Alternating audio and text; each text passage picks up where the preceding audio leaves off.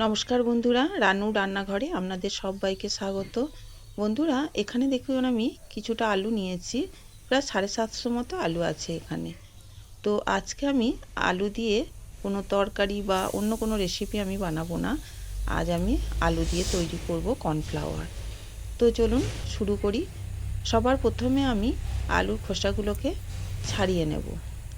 তো আমি এখানে 750 মতো আলু নিয়েছি। আপনারা চাইলে আরও পরিমাণে বেশি করে নেবেন, তাহলে কর্নফ্লাওয়ারের পরিমাণটা অনেকটা হবে। আমি এখানে অল্প করেই করে দেখাচ্ছি। তো বন্ধুরা, আলু দিয়ে কর্নফ্লাওয়ার অবাক হয়ে যাচ্ছেন, তাই তো? হ্যাঁ, আলু দিয়ে খুব সুন্দর কর্নফ্লাওয়ার তৈরি করা যায়। তার জন্য প্রথম থেকে শেষ পর্যন্ত অবশ্যই ভিডিওটা দেখবেন, তাহলেই বুঝতে পারবেন। আর এই ভিডিওটি দেখার পর আপনারাও ঘরে তৈরি করে রেখে দেবেন। আমি অল্প করে দেখাচ্ছি, আপনারা অনেকটা পরিমাণে তৈরি করে রেখে দেবেন, তাহলে অনেক দিন চলে যাবে। তো আমি সমস্ত আলুর খোসাগুলোকে ছাড়িয়ে নিয়েছি। এবার আমি আলুগুলোকে ভালো করে ধুয়ে নেব। আলুগুলোকে ভালো করে আমি পরিষ্কার করে ধুয়ে নিয়েছি। এবার আমি বটি দিয়ে আলুগুলোকে ছোটো ছোটো টুকরো করে কেটে নেব। আপনারা চাইলে চাকু দিয়েও কেটে নিতে পারেন। তো আমার সবসময় বটি দিয়ে কাজটা খুব ভালো হয়, তাই আমি সবসময় বটিটাই ব্যবহার করি। আমার চাকু দিয়ে অত ভালো হয় না, আমি ঠিকমতো পারিও না। আমার বটিটাই খুব ভালো লাগে। তো আপনি এই বটি দিয়ে আমাকে যতটা খুশি সবজি বানাতে দিন, কাটতে দিন, আমি কেটে দেবো, আমার কোনো অসুবিধা লাগে না। তো এইভাবে দেখুন আমি ছোট ছোট টুকরো করে পুরো আলুটাকে কেটে নিয়েছি। এখানে একটা মিক্সি জার নিয়েছি। এবার আমি এর মধ্যে আলু দিয়ে দেব, কিছুটা দেব, পুরোটা একবারে দেব না, অল্প অল্প করে দেব। আর এখানে দিয়ে দেব জল। জলের পরিমাণটা বন্ধুরা বেশি হলেও কোনো অসুবিধা নেই। ওটাকে আমি পেস্ট করে নিলাম, করে একটা জায়গার মধ্যে আমি পেস্টটা ঢেলে নিলাম। আবারও বাকি আলুটা ওই একইভাবে আমি পেস্ট করে নেব। জলের কোনো মাপ নেই বন্ধুরা, জল একটু বেশি হলেও কোনো অসুবিধা নেই। আবারও পেস্ট করে নিয়েছি, আবারও এটাকে আমি ঢেলে নিলাম। তো আমি পুরোটাই পেস্ট করে নিয়েছি। এবার মিক্সিটা ধুয়ে একটু জলটা ওর মধ্যে দিয়ে দিলাম। এবার ওর মধ্যে আমি আরও কিছুটা জল মেশাবো। দেখুন আমি আরও কিছুটা জল এর মধ্যে দিয়ে দিলাম। এখানে আবারও একটা জায়গা নিয়েছি আর একটা সুতির কাপড় নিয়েছি।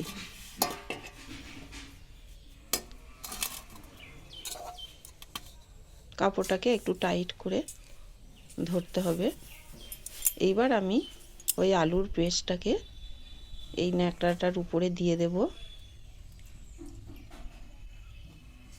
দিয়ে আমি এটাকে ছেঁকে নেব।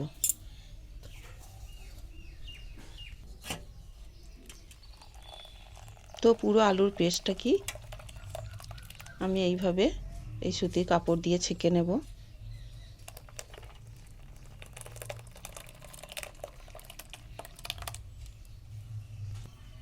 তো বন্ধুরা, আলু দিয়েও যে কর্নফ্লাওয়ার বানানো যায় সেটা এই ভিডিওটা না দেখলে ভাবতেই পারবেন না। তাই আপনারাও এইভাবে একবার বাড়িতে তৈরি করে নিন, করে সংরক্ষণ করে রেখে দিন, অনেক দিন চলে যাবে। এখন তো আলু দামটা খুবই কম, এই সময় একটু বেশি করে করে রেখে দিলে অনেক দিন কাজে লেগে যাবে।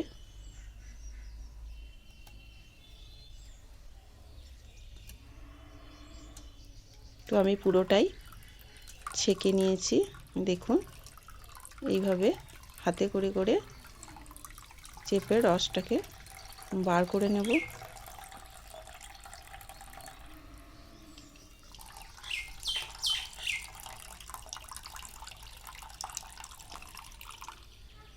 আবারও বলছি বন্ধুরা, আমি কিন্তু অল্প করেই করে দেখাচ্ছি, আমি পরে আবার বেশি পরিমাণে করে রেখে দেব।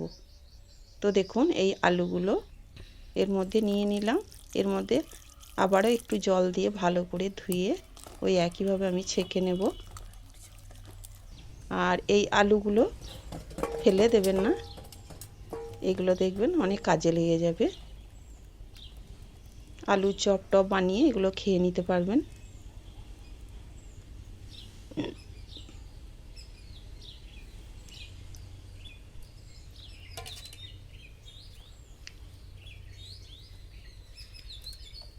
আলুর পরিমাণটা অনেক বেশি দিলে অনেকটা বেশি পরিমাণে হতো, আমি এখন অল্প করেই করলাম।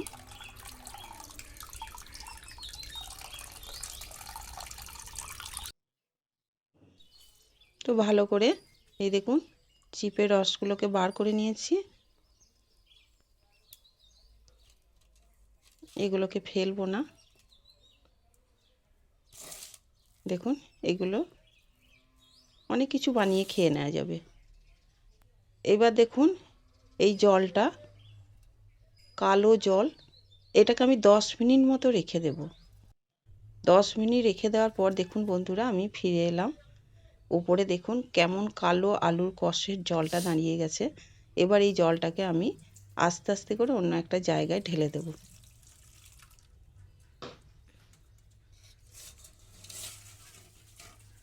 কীরকম আলুর কষের জলটা দেখুন, এই জলটা পুরোটাই আমি ওপর থেকে পুরো জলটাই ঢেলে দেব।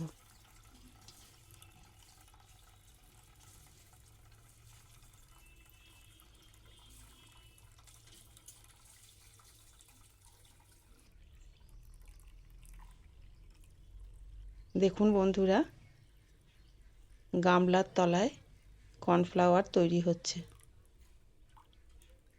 এই দেখুন কর্নফ্লাওয়ার, এই দেখুন তৈরি হচ্ছে। দেখুন কত সুন্দর পড়েছে দেখুন। চলুন আবারও এটাকে ধুয়ে নেব। আবারও এর মধ্যে আমি জল দিয়ে দিলাম।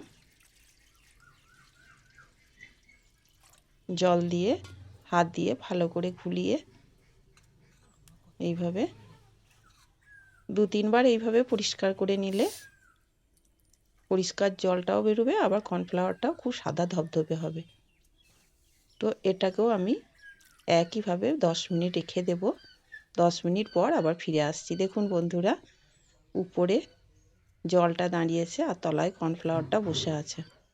আবারও উপর থেকে জলটাকে এই গামলার মধ্যে ঢেলে দেব।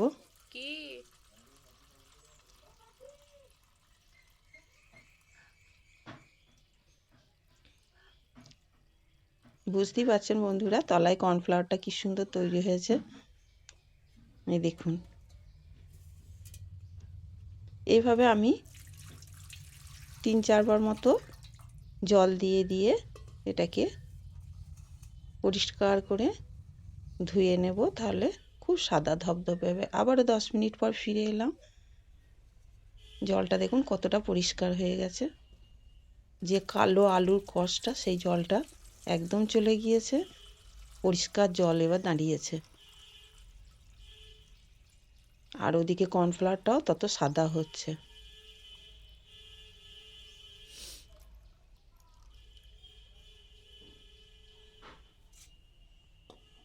দেখুন বন্ধুরা কতটা সাদা হয়েছে দেখুন, আর কত সুন্দর বসে গেছে। এবার এখানে আমি একটা থালা নিয়েছি আর একটা চামচ নিয়েছি। এবার এই চামচ দিয়ে আমি কর্নফ্লাওয়ারটাকে তুলে নিয়ে থালার মধ্যে রেখে দেব। কত সুন্দর হয়েছে দেখুন, কত সুন্দর উঠছে দেখুন, আর কতটা সাদা হয়েছে। এইটা আপনারা বেশি করে আলু দিয়ে করলে অনেকটা পরিমাণে হবে। এটাই থালার মধ্যে পুরোটাই আমি তুলে নেব। তুলে আমি এটাকে রোদ্দুরে শুকিয়ে নেব। শুকিয়ে নেওয়ার পর আবার আপনাদের আমি দেখাবো। এটা চাপ হয়ে আছে, এটা কিন্তু শুকিয়ে গেলে অনেকটা হবে। তো দেখুন কেমন চাপ হয়ে আছে।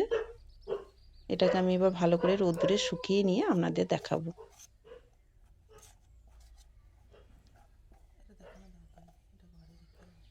এইভাবে চামচে করে করে একটু সমান করে দিলাম। দেখুন বন্ধুরা, আমি খুব ভালো করে চামচ দিয়ে ওগুলোকে নেড়ে চেড়ে সুন্দর করে শুকিয়ে নিয়েছি। শুকিয়ে নেওয়ার পর আপনাদের দেখাচ্ছি, খুব সুন্দর শুকিয়ে গেছে। এবার দানা দানা হয়ে আছে, ওগুলোকে আমি একটা ছাঁকনি দিয়ে ভালো করে চেলে নেব। তো এই ছাঁকনিটার মধ্যে আমি নিয়ে নিলাম।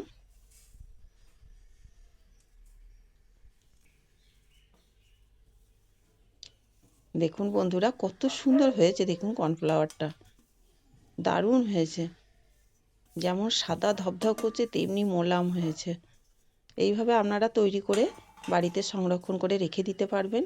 বাজার থেকে বেশি দাম দিয়ে কেনার কোনো প্রয়োজনই নেই। তাতে নিজে হাতে তৈরি করলে তার একটা আনন্দই আলাদা, আর পয়সাও কিছুটা সাশ্রয় হবে। যদি নিজে ঘরে তৈরি করতে পারা যায় তার থেকে তো আর কোনো কথাই হয় না।